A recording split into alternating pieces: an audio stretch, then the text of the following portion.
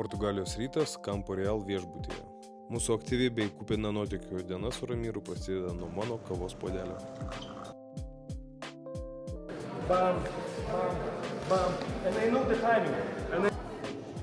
Maža vietinė taverna, kur gali paragauti tikros portugališkos virtuvės. Karvutę jie vadina kupranugariaus selis. Dabar randamės toj teritorijai, kur vyko kažkada World Exhibition. Teritorijoje vis dar kabo ir mūsų trispalvė. Smagu matyti savo vėliavą taip toli nuo namų. Tarp tiek daug pasaulio šalių.